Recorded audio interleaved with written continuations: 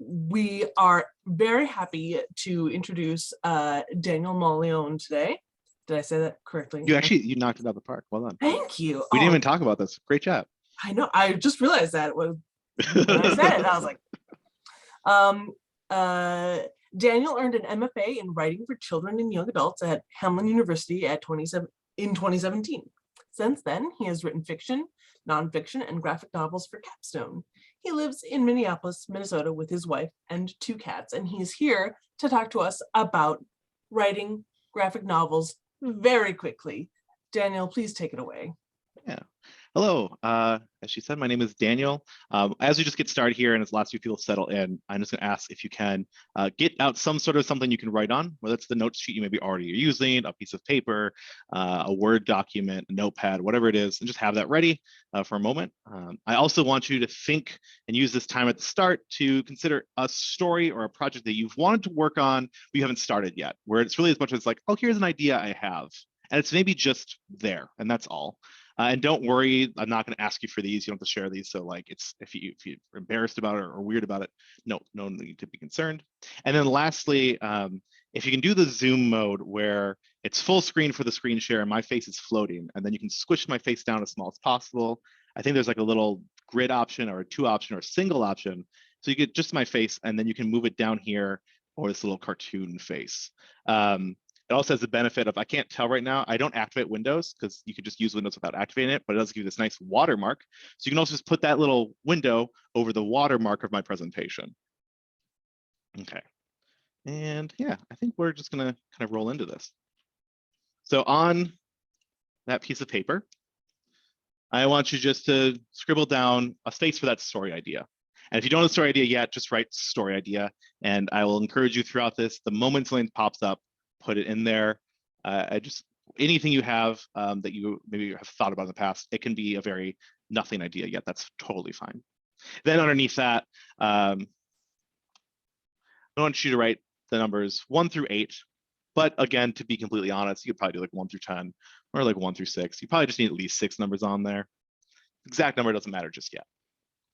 And lastly, if you want to just draw a cat to the best of your ability in the upper corner. If you're on Word, I don't know, write a word that has to do with cats. Just throw a cat in there somewhere. I'll give you all a brief moment to do that.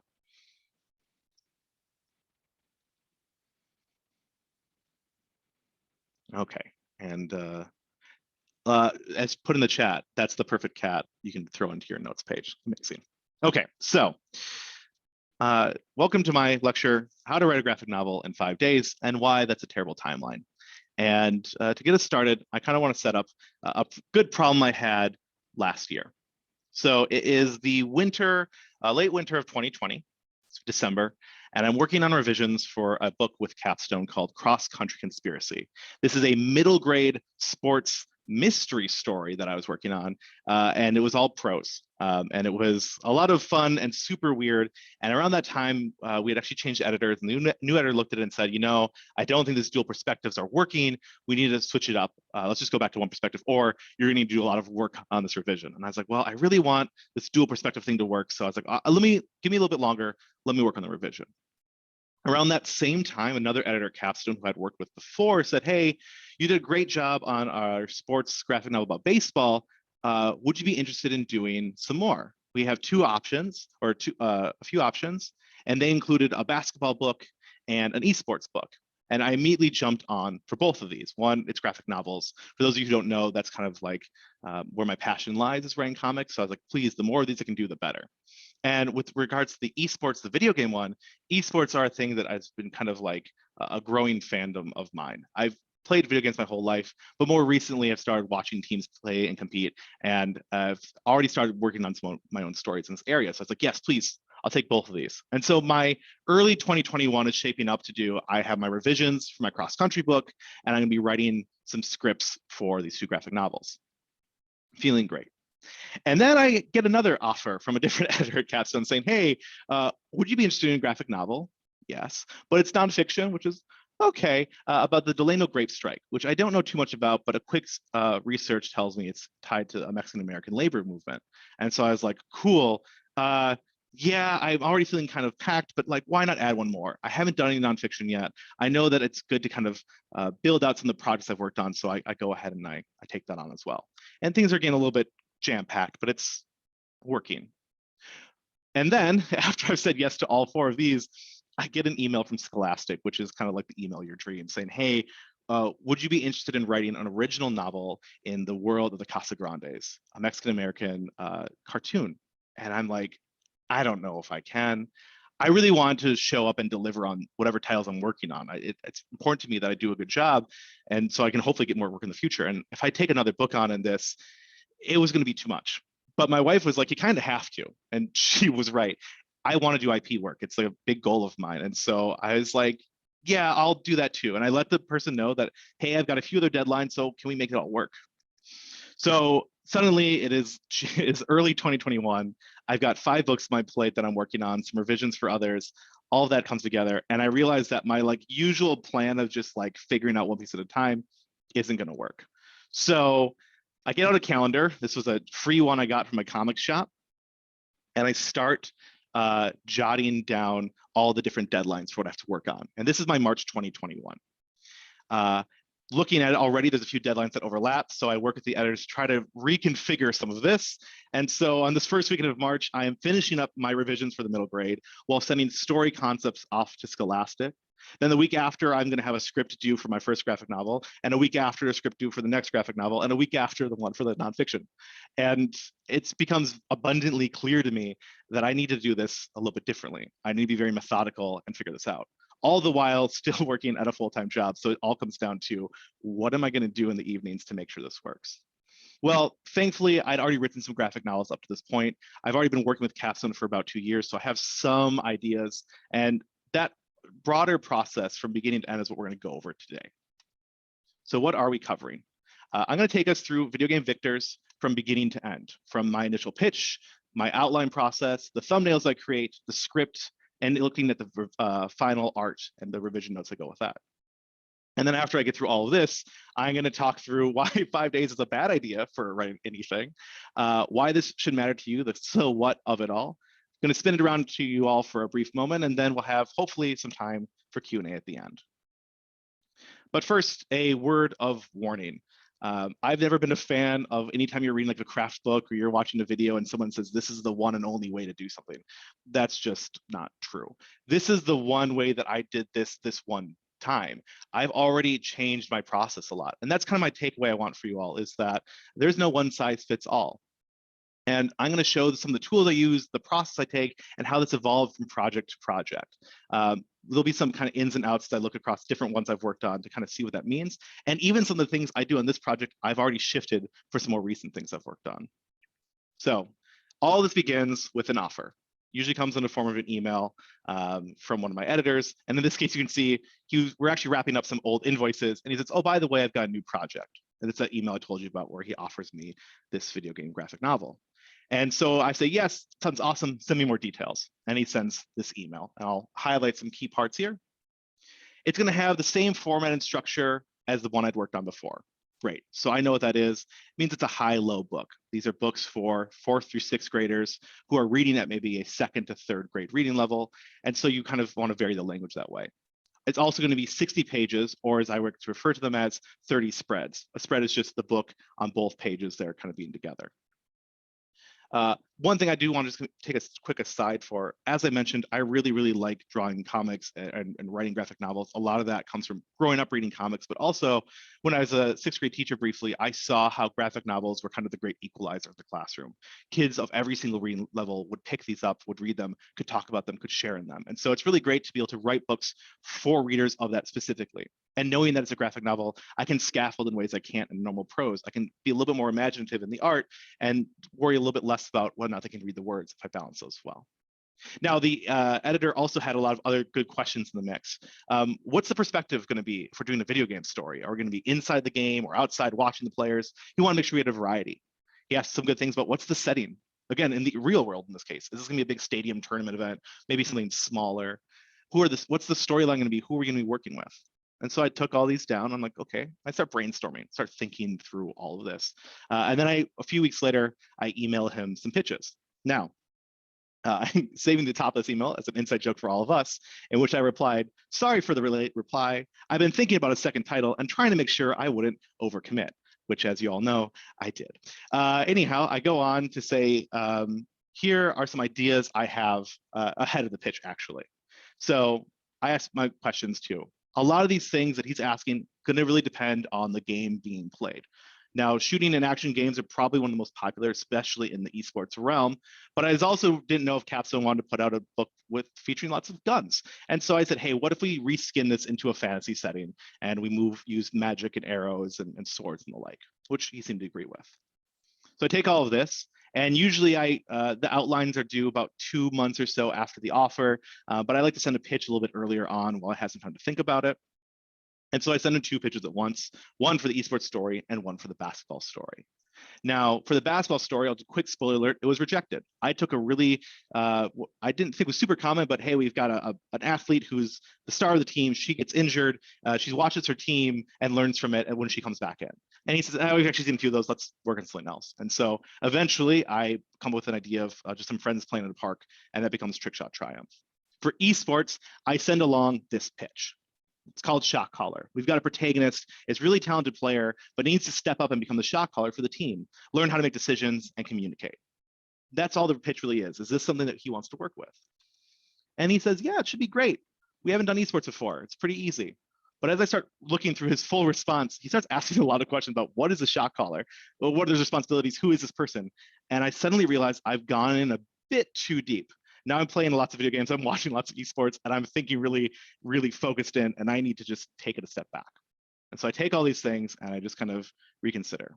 I need to, in this book, introduce a whole new game. It's not like a football story where people generally know what football is or what football players look like. So I need to introduce a new game, how it's played. I need to introduce the in-game characters and the in-game settings, as well as the overall story on top. So to do that, I need to keep the story simple. So I start with a basic sports trope. Person who's good at one sport is moved to another, and they need to adapt. We make it a little bit more specific. In my case, we have a young girl who's really good and plays a lot of solo first-person shooters, has really good in-game reflexes. She's moving now to a team-based game. So she'll still be good in the one-on-one competitions, but she's going to struggle where team tactics come in. There's a whole new world of communication and coordination she just isn't in sync with yet. So once I have that idea, I'm ready to move on to the next step. Now, this is still part of my outline process. I start estimating how much it's going to take. One of the benefits of working with these contracts is I know that I need to deliver 30 pages of, or 30 spreads worth of script. I know the maximum and minimum of my story. And so I plot down some story beats on just a small little notebook that I have. And you'll notice too that, well, you'll notice some doodles, but that's not important. You'll notice too that I've spaced this out a little bit on the page. I've drawn some assumed lines and maybe how long I think anything is going to take, trying to math it all out. And then once I have that basic idea, I open up just a basic Excel document and I start plopping it all in there. And at this point, I'm playing with numbers. If I give 3 spreads to this opening and 3 spreads to me and the team, and then maybe the last battle is going to have 12 spreads total. Again, this is all assumed at this point. I don't really know what's going to end up in, but I need to start blocking these notes for myself. This is something that I've actually worked on before on my other graphic novels, and I've learned that I actually only need this much information. The first time I did this was for Home Plate Heist, the first graphic novel I was working with Capstone, the first graphic novel I would ever have published. So I wanted to make sure I did it right, and I took maybe the far other side approach, and this was my Excel document for that one. Here again, I've broken it down by scenes and then again by pages where I kind of say this is maybe the goal of an individual page. And then as I go along, I'm like, well, maybe these are going to be some of the story beats, some of the panel breaks of that page. Again, for every single, all 60 pages of this. And then I even go so far as to say, what's the emotion of this page? And can I compare the emotions between pages? Are they going to be too much of one thing, which quite frankly, I ignored when I started drafting. Another thing I included, I think was actually a good idea, was what are my page turns going to be? What's going to hook the reader to turn to the next page? And I even went so far as to break down how many words do I think there will be per page. Now, once I took this to the final drafting stage, I'll get to, for Home Plate Heist, I only used about a little bit of the information that's on here. A lot of it actually just kind of stays in my head. So that's why I'm able to work with a much simpler spreadsheet. So let's take this opening section. It's jokingly called The Night Before with K for night, ha ha ha. These are all jokes for myself, so I can laugh as I get through this. But I know that I'm going to introduce my character. I know I want her to play the new game on her own first before she meets the team. And we're going to start at a high note. So taking just this, I then have to get all these ideas down into something for my editor. And that's what this is. 3 spreads for this 1v1 opening scene. The story begins at Valentina's house as she monologues about being good at first-person shooting games. We learn she spends hours practicing her tracking, which makes her a deadly player to fight against. But tonight she's trying out a new game, Kings and Castles. She's playing this game for her friend who plays for the school's team, and they need a substitute player for the tournament coming up. Transitioning from the real world to the video game, we see that she's playing as a spellcaster in a fantasy setting. And even though this game doesn't have the same visual style as usual shooters, she easily picks it up. In an action sequence, Valentina's quick maneuvering and attack range help her easily dispatch a knight.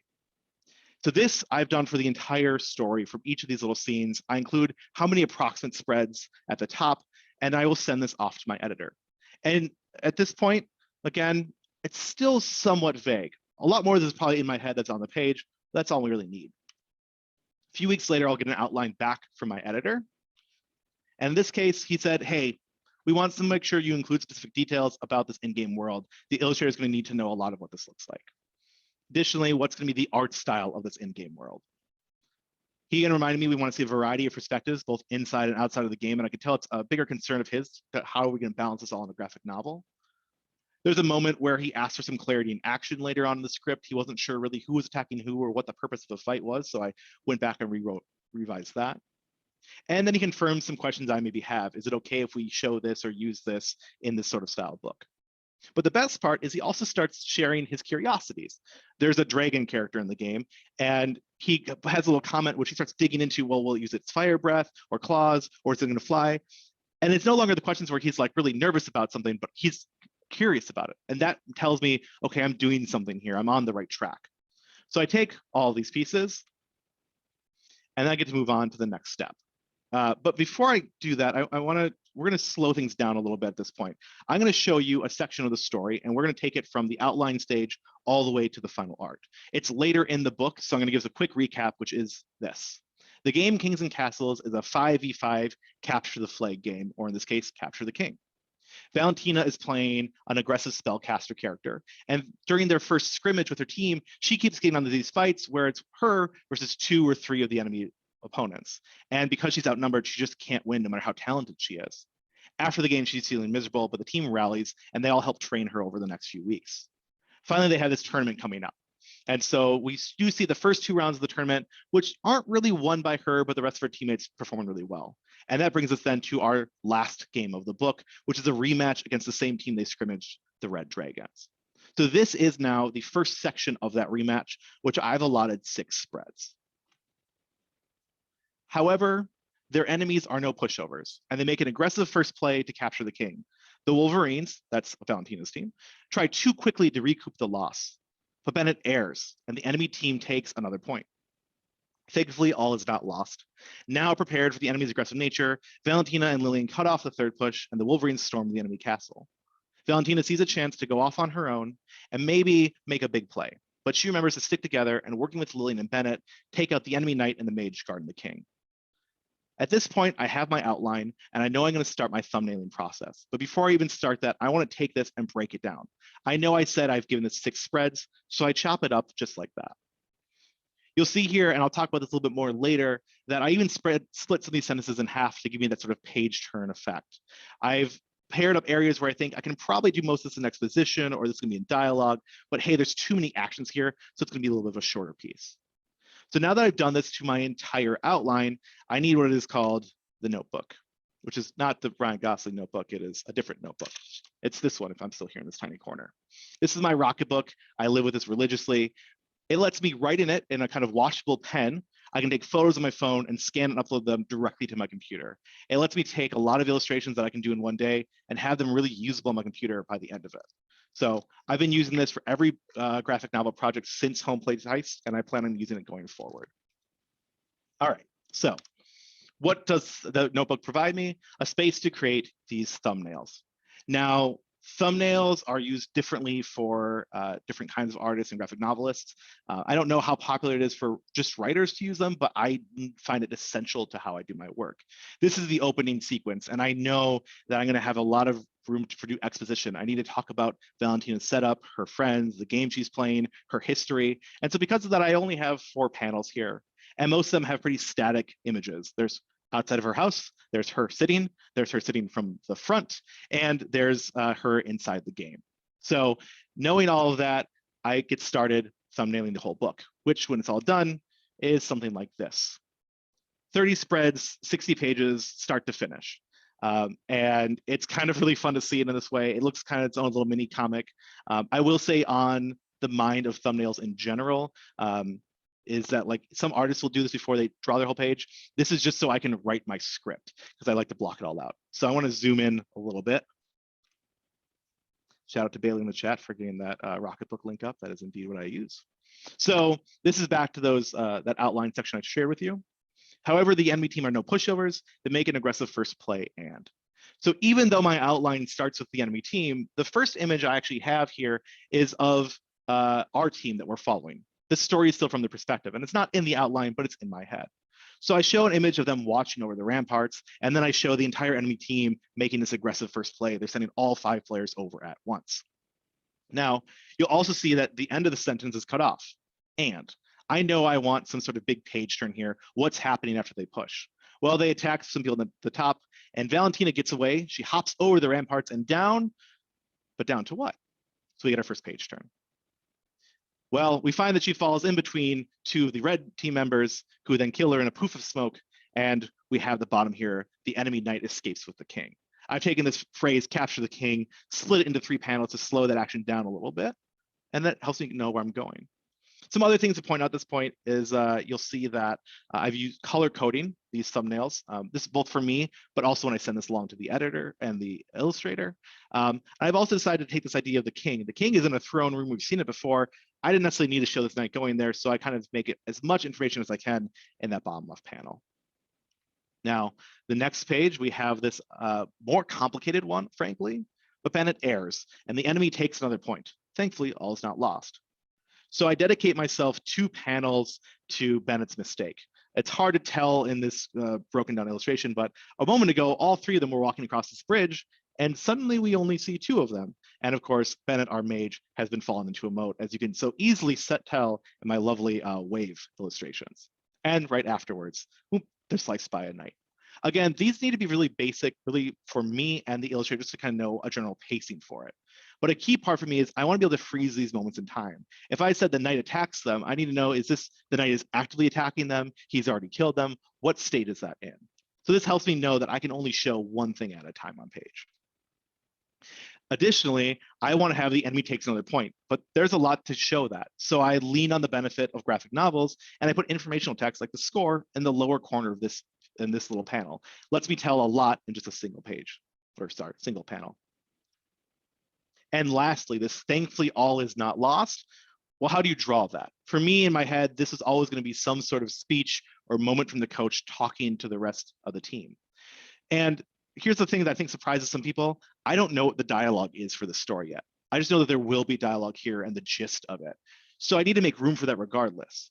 I've given 2 panels to Lillian, one where it's just her, and one where it's her and Valentina sitting next to each other. And I've made sure in my illustration that I've left some room above and in front of them for some of those text bubbles to take space. It also lets me know that when I get to the scripting process, how many words can I feasibly put in here to not overwhelm a potential image. Our 4th spread of this section, now prepared for the enemy's aggressive nature, Valentina and Lillian cut off the 3rd push, and the Wolverines stormed the enemy castle. So I've said this joke a few times that this art's just a little bit goofy, a little bit unclear. I don't remember what year it would have been. I want to say like 2016 summer residency. I submitted for a workshop something that was pretty much thumbnails like this and some dialogue with it. And the general takeaway was, I don't understand what's happening. I relied too much on hoping that my little sketchy art would get me along in this area, but I know that it isn't. So for this stage, it works, but as a whole thing, it doesn't. I'm still going to need that script. To kind of really case in point that, in the upper right panel here, I have 2 of the enemy characters. I cannot tell you today what this is supposed to mean. 8 months ago, when I was writing this, I definitely knew it. The benefit of doing this on such a short timeline is I probably drew the thumbnails the same day I was writing the script or the day after. So by the time I get back to this, I go, oh, sure, that's when blah, blah, blah does so-and-so. All I'm really trying to convey with this for the illustrator then is this is how much space I expect it to take on a page. Okay, another example of some thumbnails here. So Valentina sees a chance to go off on her own and make a big play. That's demonstrated by, I've now come up with what this moment is. I've decided that while thumbnailing, the enemy spellcaster is going to be leaping away towards their castle. And she knows, oh, this is a 1v1 situation. She could win this. But a big point of the story is working on and leaning on your teammates. And I know that I've set Austin, who's playing the dragon, to guard their castle. Now, I've got a few different ways we're going to have them communicate this. It could just be some floating speech bubbles I've used before. They're talking over headsets. But I really, really, really want to kind of hit home this idea of being in both a digital and a virtual, or a virtual and a physical space. And what's great about thumbnailing at this point is this is all just puzzles for me. I've given myself an outline, and I know what I want this page to say, and I kind of have to just figure out how to make it work. And here's my solution for this puzzle. I cut back into the real world to show Valentina and Austin in the same room, one over the other's shoulder. Then I can throw some text around that so they're talking to each other. Even though they're far apart now in the video game, they're still really close together. And to sell this whole theme, I then have her regrouping up with her teammates inside the game as they approach the big throne room, displayed here as an empty white void. Again, I know it's a throne room. I'll add it's a throne room in the script, but at this point, it just matters that I throw some of the key figures on this page. So that brings us to our big climactic end of these first 6 panels in which they attack the other knight and the other mage. Now, what's great about this is I took a little bit more time with this illustration because I wanted to see, is this even possible what I'm asking? I want to show the knights clashing. I want to show the mages of each respective knight boosting them. And I want to show that the blue team has the upper edge. They have 3 people, not 2. It's Valentina's lesson she's learned again and again. And in that, I also want her to shine. She chose to this path instead, and she gets a big moment. I get a cool little effect where she's going to do this little like midair jump, and I make sure that I know there's going to be some after images there, and we'll see that in the script shortly. And then I have a few additional panels to wrap it up. Okay, so at this point, I've done thumbnails for the entire book, and it's now getting close for me to finally draft it. Except there's still a little bit more setup to do. So this is where I go to my next trusty tool of choice, which is Scrivener. And Scrivener has some incredible scripting features. Now, the scripting features are built mostly for playwriting or TV shows. There is a default comic script there that I don't really use, so I developed my own. And what's great about Scrivener is once you've set this all up, which takes a little bit, but from book to book, it's easier for me to reuse, I can control the formatting of my comic. I can make sure it counts the pages and panels for me so that when halfway through the story, I realize, shoot, I need something more extra, or shoot, I need to remove this page. I don't need to go page by page and updating the panel and the page numbers. It is an absolute headache to do that later.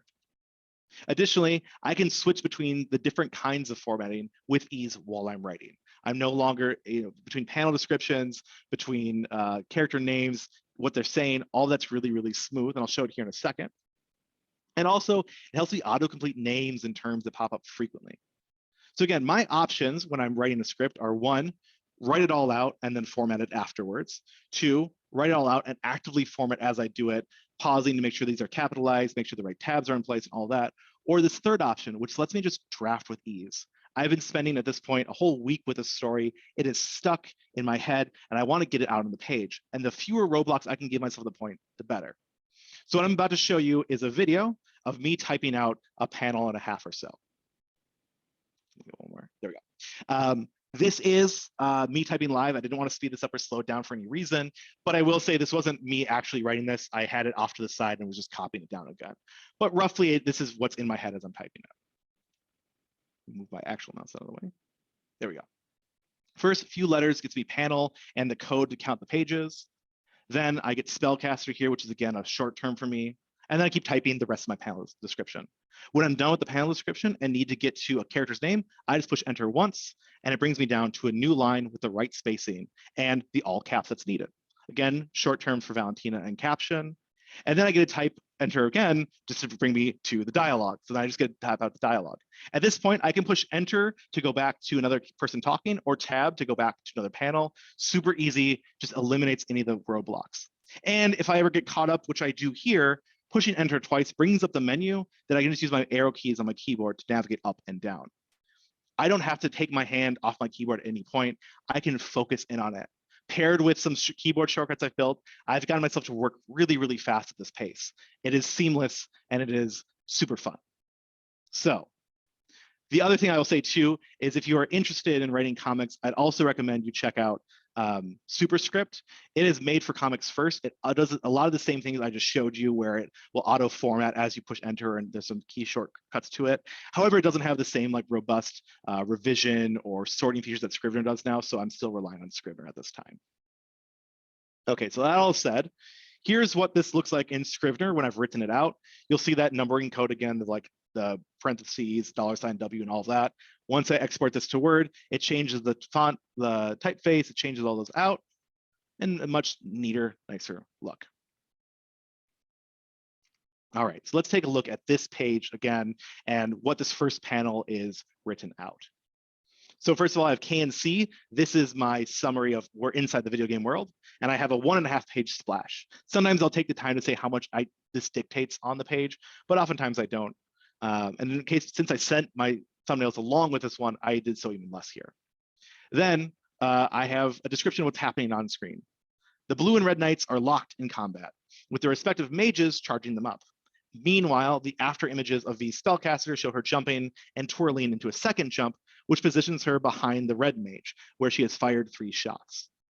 So one thing I want to highlight at this point is you'll notice I've written all the action left to right in my script. This is pretty common practice. You'll see this often, is that you want to kind of write in your own script how it should appear on the panel. Same thing with dialogue. There's not a lot of talking in here. There's a lot of sound effects, but if there was some, I would make sure I'm applying it from left to right. I got to do that for you guys. I think I do that right. Again, I add a little bit here about some emotions. The spellcaster is smirking, the red mage is nervous, and I add some notes again about sound effects and more. This is a much more complicated panel too. I have some inset ones, which we'll see in a second here. So I finish up the page. This is where I finally decide what's my final words going to be. What are my sound effects going to be? You'll notice here I have the other panels outlined as well. All right. So at this point, I've done the same thing for the whole script, and I'm going to send that off to my editor and my illustrator. But there's something about this esports book that I did here that I didn't do for all of them. All of them will get some form of character descriptions and other things. But I know I really, really, really want to write this book, and I really, really, really, really want to come out good. So I decided to go a little bit overboard on presenting as much information as I can. On top of my character descriptions, I also found some resources talking about different body types. In most athletic stories, you're going to have similar body types, but this is esports. It's open to a much wider range of people playing it. And I want to have that reflected in my character designs. I also do character breakdowns for each of the fantasy characters in the game as well. I sent over a few paragraphs talking about what does this video game world look like and what games are it based on. And then I include images from those games that it's based on, things that I grew up playing like Team Fortress and things I play now like Overwatch. And then I take from that same visual language of those games and I talk about how are we going to distinguish this inside the comic world. We're going to color code our teams. We're going to be careful about how we show icons and what sort of moves we're using. Then, because I want even more, I throw in a map. I've got this idea in my head that I was using when it was all in the story. And so I figured I might as well draw this out for myself and present this to the illustrator to use as well. And for fun, I doodled some of those fantasy characters, which I think kind of came through in the end. But this was more just I'd already done it, so I figured why not email it. And then I packaged that up with all of the thumbnails and all of the script, and it's a whole lot of stuff. But I think it's going to all be worth it. At this point, I need to be able to say goodbye to this project. I need to trust the work that I've done at this point. There'll be some room for revision ahead, but I want to share with you a quote. This comes from Lee Nordling in his Comics Creator Prep. I recommend this for anyone who's looking into writing comics or creating comics. It's a great addition to the Scott McCloud books. In fact, it kind of comes with the knowledge you've already read those and studied those, and you're ready to kind of start working on it. Now, early on in his book, he has this comic creator's creed. I have all the sequential art tools at my disposal, and I will use them to ensure that the finished version of my work is perceived as I intend it to be perceived. It's this idea that we have to use these tools so that our readers get what we want them to get. And it is our job to do that. And similarly, it is my job as the writer that if I have something certain or a moment that I want that just the right amount of impact, I know what it should look like. I know how I want it to feel. That needs to be in the content I send over now. Sure, I can get some sketches later. I can see some notes that have come up. I can ask for small revisions, but everything the illustrator does is going to take 10 times, if not 100 times longer than it took me at this point. And same thing when we add the letters and the colors in. The more I ask later on, the more work I'm giving to them. So the best thing I can do is look at what I have now, be really happy with it, and send it along. And so I do. And at this point, take a deep breath, and I just get to wait for a little bit, which actually isn't true in this case. I have to write the comic for next week. But after I've written all these comics, that I've sent on all these scripts, I mostly am just kind of waiting in limbo until one day you're sitting at work and you get a little email that pops up that says, hey, the sketches are in for Video Game Victors. And I'll be completely honest with you, anytime these emails hit my inbox, I stop whatever I'm doing. So yes, I'm at work, but I'm very much checking my email and looking at this instead. And I open it up and I just get to have a really good time. These are the first sketches of this book, and I am blown away by the art. These little moments that I've made are made so much bigger. There's so many additional details. Truly, truly, truly, if you ever see a comic writer not crediting the illustrator for the work that the illustrator puts in, they're a jerk. The illustrator does just so much more than I could ever do. I have ideas, but they have to fill in the little gaps, the little marks, and it is just astounding. So briefly, I want to take us back to the beginning. This was what the rematch looked like at a brief moment of time. Round 3 rematch, we'll figure out the rest. And then later, I had the spread of that. Take out the enemy knight and mage, guarding the king. Okay, cool. And then I outlined that and I script that, and it looks something like this. And then I get the final versions, or I should say the sketch. This is just the sketch versions back, and I'm in awe. It's just astounding. The illustrator for this is Berenice Minez, based out of Mexico. She just kind of ran the gamut with this. It's so cool. The positioning, which is so wild for me, is here still. I thought that, I gave a general idea of what I wanted, but I assumed we'd go with something brand new. But she kind of keeps that same flow that I put there, and I really I'm just in awe. Even sharing this with you now, even rehearsing this presentation last night, I feel a lot of emotion seeing this, because again, it just started as a small little idea or piece. And after I'm done fawning over the work a little bit, I do realize I have something I need to do. The editors usually ask me, hey, here's some art. Can you get us some notes within a few days so we can send it back to the illustrators for the next round? And so I open up my little PDF program and I start leaving comments. And my comments are mostly praise and excitement for how cool it looks. And then I'll maybe have a small moment at the sketch stage where I'm like, I think this person is maybe walking out the other door. We should maybe just switch that. And then I have some more praise. And I have a point of clarification from my editor who's like, is this the right equipment they'd use? And I say, yep, that looks great. I can back up my illustrator there a little bit. And I have a small moment where I'm like, oh, can we maybe shift this bubble a little bit more to the side so we can see more of this, or the flow doesn't feel just right. And lastly, I'll make some line changes. I will maybe take out some words that are no longer necessary now that I've seen the art. The art is portraying what I need, so we don't need to double down on it. And then once again, I just get to send it off. Now, after a little bit, I get to see what comes back. This is the finished art for this page, which again, just like, it's so cool. And I can't help but keep looking at this and pulling this up and trying my best not to share this with everyone I know. We've got the sound effects in there. We've got images in there. It's all super cool. I will say, I send a few notes back with the finished art, really, really minor things. At this point, it's mostly just ask the letterer to make some changes, because trying to ask the artist to change anything is just rude. Originally, it's not here, but originally the keyboard had the click sound effects and the mice had the tap sound effects. That was like the biggest note I had at this point. Like I said, I'm pretty far moved with this. Mostly, I just get to sit back and be a fan of the work. And it's just a lot of fun to see this art come through. It's really cool. All the work, doing 5 books in a month is suddenly just incredibly worth it. Now, I will say one thing, that my job isn't completely done. As a writer, right, you've done it, you have to market it a little bit. And with the capstone projects, they're all done on a flat fee, some up front, some when I finish. And the sales of the book don't actually impact me any much, which is kind of a bummer because I think y'all should still read this book.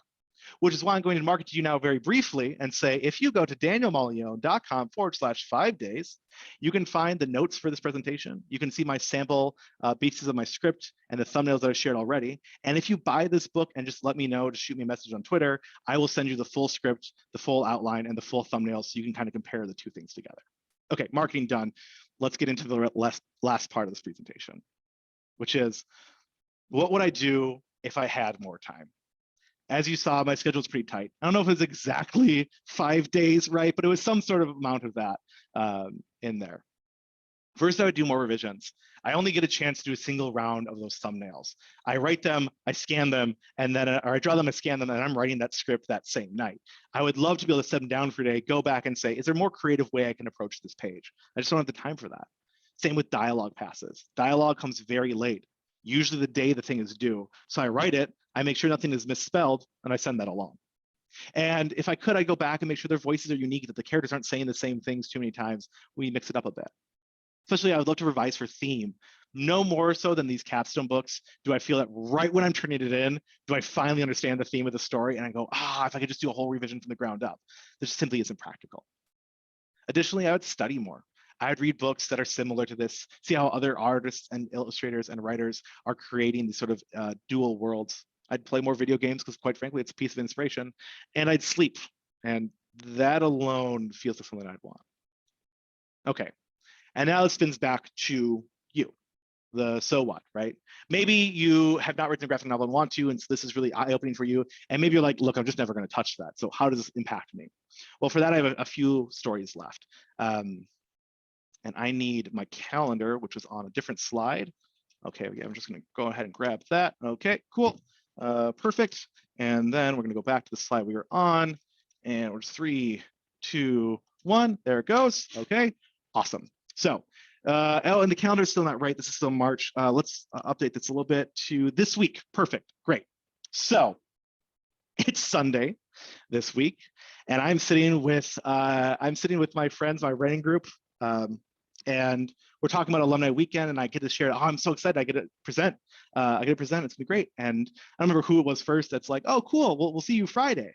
And I go, what? Friday? No. Alumni Weekend's on the 12th. I have 2 weeks. I have 2 weeks to make this presentation. And they go, haha, no, you don't. And I panicked and I looked at my phone, and sure enough, my Google Calendar has it set for Friday. And then I go to my work calendar because I'm like, did I ask for time off? And sure enough, I asked for the time off. So that part I don't have to worry about. Now I just have to worry about the fact that I have a presentation to do in 5 days. But I kind of know where to start. Again, I get out my little rocket book. I write down from start to finish what my general outline of this is. This I can actually still have in here, and I can add notes as I go along the way. And then I do something which is maybe like thumbnailing. It's hard to say exactly, where I build out some dummy slides in PowerPoint. Now here it does split a little bit, right? There's not the exact same scripting process or any of that, but I will say that the dialogue, the actual words I'm saying to you right now, come through rehearsals. It's the last thing I do. I work on this visual first kind of thing. So until it's on my slide, I don't know what I'm going to say about it. Okay, so now to change it up a little bit, maybe you don't write graphic novels and you're not planning to do a PowerPoint in 5 days. How does this impact you? Well, another book I worked on last year was another esports story, but this time it was prose. And prose is a thing that still scares me quite a bit. I really struggle to sit down at the table with prose. But these are some of the resources I used to write that book. Again, I knew how many words they were looking for. They wanted 6,000. So I broke down my story into its bigger plot points. I put them into an Excel document and thought, how many words is this going to take? And then I wrote that into my outline that I sent off to my editor, and they got to send back, hey, let's tweak this a little bit. With that revised outline, I then had really tangible writing goals. So that even though I didn't want to write the prose on any given day, it was a struggle. I would sit down and say, hey, I don't need to write 6,000 words. I just need to write these 400. And that's super manageable. Okay, one last story. And for that, I need the calendar back again. So after March, after I've done all those books, and then in May, I'm working on my Casa Grande's book. It's that sort of thing. May and April, I'm working on that book. I'm wrapping all this up. I've just been writing almost nonstop for 3 months, and I've never, I think, written this much in a row at a time. But something's missing. These are all work for other people. I wanted to do work on my own. I had a story I've been working on for a while. It needed a really heavy revision. I was stuck in the middle of that. And I thought, man, I wish I could just keep doing this. I want to keep doing that. And I recognized a few things that had helped me so far. One, all these things had really hard deadlines and were also paying me. So there's a bit of motivation to that. So I did something similar. I reached out to a few friends and I said, hey, I'm going to finish this book by the end of May. Will you read it in June? And they said, yes. And I said, please hold me to that. And two, I paid myself to write that book. Each day, if I sat down for at least an hour, I put $15 in a use it however you want to little jar. And for each day I wrote in a row, I would add like an extra $1 on top of it to really encourage me to just keep up the momentum. By the end of it, I had essentially paid myself $480, which I never even spent on anything. But the idea that that my time was worth something made it a lot easier for me to actually sit down every day. And additionally, I went back to my good old friend Scrivener and I started working with the label function. I knew what my revision kind of needed at this point. Some of the chapters are written, some of them need heavy revision. And so I built out a little formula for it. Color-coded, of course. First, I would revise the sections for voice, for plot, to make sure anything that I changed later could go back in the right place. And anytime I need to edit a chapter, I would change its color back up to write or revise as needed. After they were all in that one orange state, it was time to edit them. So I would go through, plug them into Grammarly, make sure they all sounded good. And at that point, I would format them. There's some illustrations in here as well, double check that all the spacing is right and where I need it and succinct. And finally, it was this nice, lovely blue color that all of these chapters and folders were, which meant I was at that point ready to send it off to my friends to read, who then gave me notes in June or in July. And I did this one more time, bringing everything back to that revised section and going through it one more time. By being able to break my process down into these small chunks, it is no longer write a book, it's revise a chapter, edit a chapter, outline a scene, whatever it is, it's tangible, it's a thing I can do in a day or a thing I can do in a week. It makes it much more manageable, which is why I'm gonna ask you all to do that right now. Take that story idea that you had. It doesn't have to be a big one, you don't have to share it. But on that piece of paper, fill in those other lines. What is the first thing you would need to do for this? Is it just ideate on it? Is it outlining it? Is it maybe outlining chapters? Maybe it's some character sketches. Whatever it is, fill this out. And I will say for those of you who are pantsers, who've lived by this idea that you don't really need to, you'll find the story as you go along, I'm gonna have my writing group in chat verify that I've bullied them all into outlining and they like it a lot more now. Taking the time to slow this down means you do a lot of that hard work early on. The thumbnailing process for me is where I probably do the most creative comic work. So by the time I'm getting down to the script, it's just a matter of moving my fingers. So I'm gonna give you all about 2 minutes, I think, 2 or 3 minutes, take a moment and just jot down a few ideas.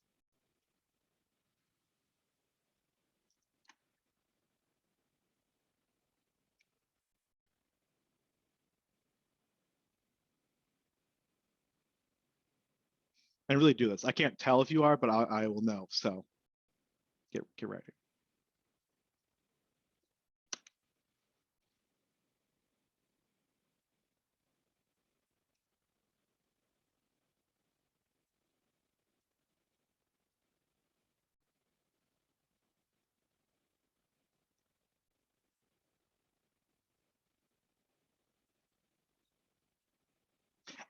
These are one story idea, and I want you to take that single idea and break it down into 8 steps. Beth says, got my outline. I made her outline last summer and she wrote the whole draft by November. Yeah. Great, cool. So once you have that, I want you to kind of just like, well, you can't really roll up your Word doc or whatever, but just kind of look at just that first line. That's all you need to do to start. And it's a lot more tangible than write this whole book. So no matter what your project is, no matter how daunting it is, you all can do that first step. And when the first step's done, you just move on to the second one. So that is my good luck to you on working on that story, and let me know what it is once you've finished it. And with that, I want to thank you all for coming to my presentation. It means a lot, and we've got some time for questions, which I think there may be a few in earlier too. Yeah, go ahead, and if you have questions, go ahead and throw your name or just put a hand up in chat, and you can go ahead and feel free to unmute yourself and ask Daniel your questions. Let's see, I think there was like one more earlier. Someone asked about the Rocket book, and then Bailey, I think you shared that. So thank you for sharing that. I've got like 3 or 4 Rocket books I use for different purposes, which is really helpful to be able to break them up that way. Oh, and Daniel, feel free also to put that, you would have that promotional link. Feel free to put that in chat too, so people can Oh, yeah. Here. into it.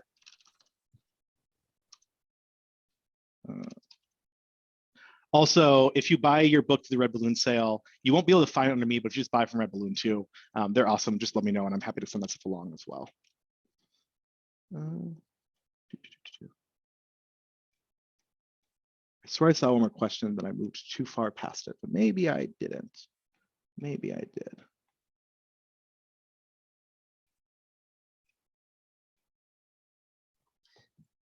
Taslin, do you want to unmute yourself and ask a question?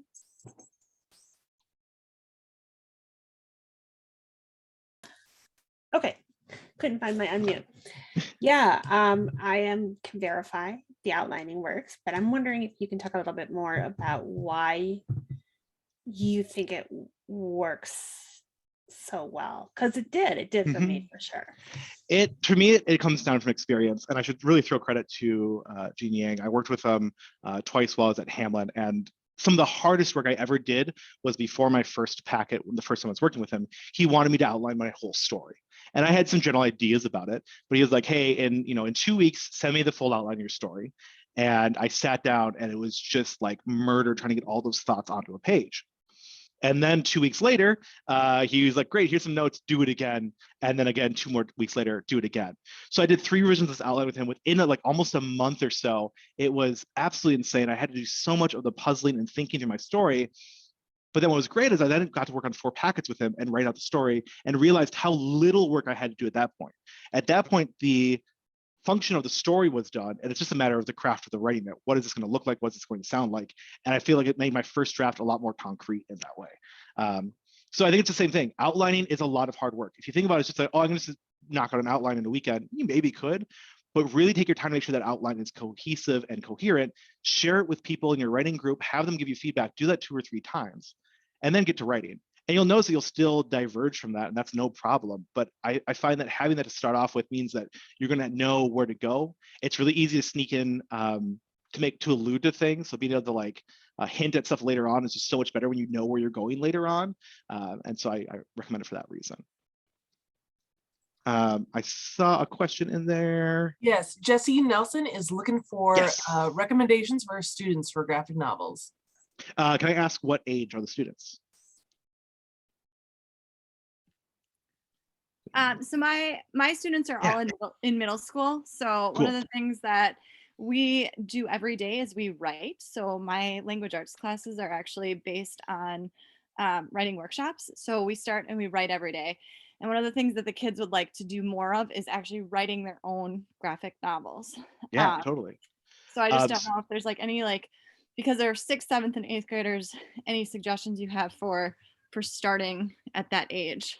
So one thing I'm going to recommend is this book, which hopefully I can get in here, which is Drawing Words and Writing Pictures by Jessica Abel and Matt Madden. And it's full of these sort of activities. Some of these I think you could easily adapt for that age range.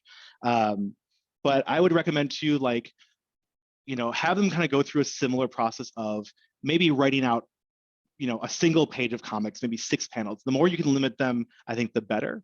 And have them write out a script, what they think they're going to put on each page, have them put that in each page and realize, oh my gosh, I don't have room for this, and go back and forth between that. I think a big piece, especially like if I think back to when I was doodling comics as a kid, and if you ever look at any kid who's drawn a comic really enthusiastically, is they've got like this giant word bubble where they try to fit all their words and the little picture in the corner. And so like, I think working with them to maybe do pictures first and find out how many words can get in there, lots of different stuff. But there's activities for that. I think in here, I'm trying to think if there's any other books around that age that would be good, but nothing that's coming to mind just yet. Any other questions? Thank you, Bailey.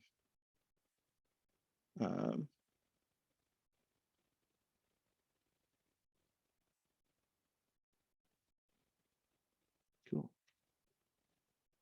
Yeah, I like everyone repping outlines in chat. They're great. You got to do it.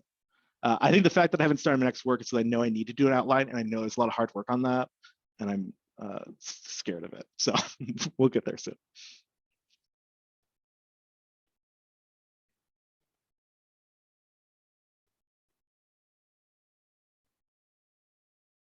Cool. Any last questions? Otherwise, I'll be around all weekend. Feel free to ask me. Yeah, get your questions in. We do Get have your a few questions in. minutes. So it's our graphic novel day. We don't always get graphic novel people, so get your graphic novel questions in. Talk about how I make slides. Cool. Can y'all still see my screen? Okay. So PowerPoint is a phenomenal tool. Whoever makes PowerPoint in the Microsoft offices loves PowerPoint, and not a lot of people I think know this. They see, you know, just kind of your general PowerPoints, whatever. But a lot of this is actually leveraged off a single transition. So let me find a pretty basic use of this. Here, I'll go up to the top. So we have all my section where I have all these books dropping on the table. And I'm going to zoom out a little bit here. So if you look at the side, can I make this bigger? Perfect. If you look at this little side here, you'll see my big visuals that change. First, I have 3 books, then I have 4 books, then I have 5 books. And one of the transition options that you have on newer PowerPoint is this thing called Morph. And it compares 2 different slides and says, hey, how do we get from here to there? Now, what's maybe hidden, you can't see this. If I click in the middle of the screen, there's an invisible box here. That is my next book, The Delano Grape Strike. Turn the transparency all the way down. And so I now have an invisible book that's really big above the top of the page. And between these 2 slides, all these other books are going to shift to the side.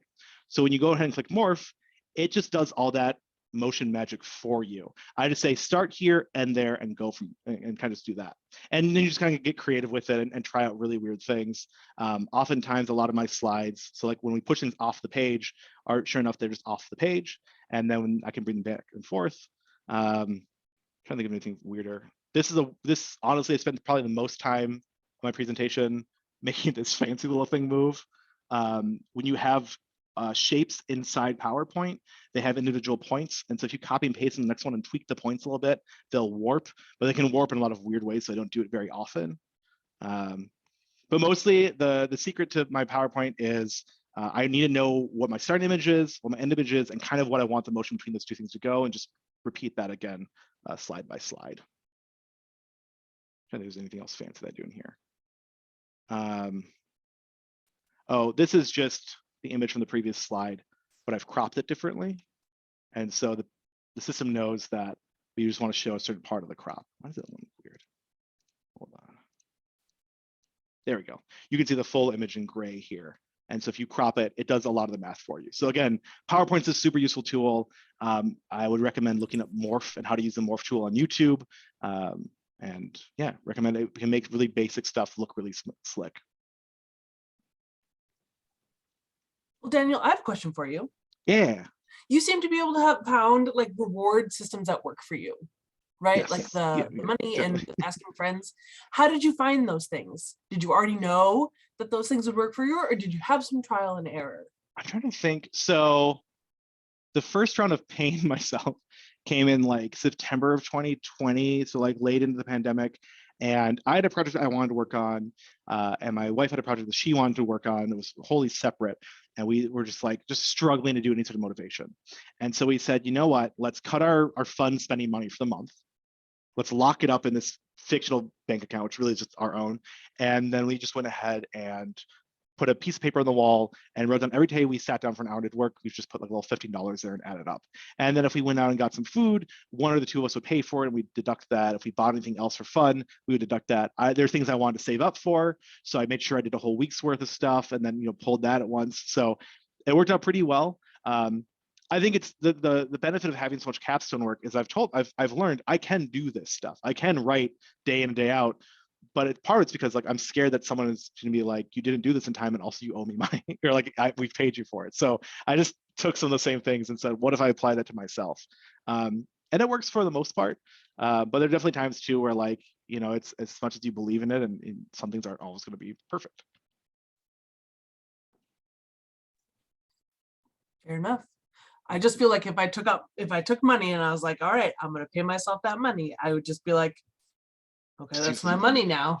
Right. I'm just gonna but I think to some degree, again, I didn't even spend that money in the calendar, which I've thrown across my room. 1 second. All right. Oh, geez. Okay. What's the wrong date? Here we go. So like you'll see it in here. It's all a scribbled mess. We'll try to get somewhat zoom. Just the act of writing down a little checkbox and telling myself that like I made $15 today, which made my $120, $135, like feels good to be like, yeah, I did put in a lot of work in here. And maybe it's weirdly capitalistic, but like that's the way a lot of our brains operate. So just kind of try to hijack it a bit. We gotta think of some ways to reward ourselves, guys. Yeah. Ooh, I like Erin posted in the comments that she has or you have a friend who buys Lego sets and every time she hits a writing goal, puts 5 things together so you get to watch that build. That's super cool. Yeah, it's a little advent calendar for writing goals, whatever it is, maybe. I love that. All right, is that all of our questions that we have?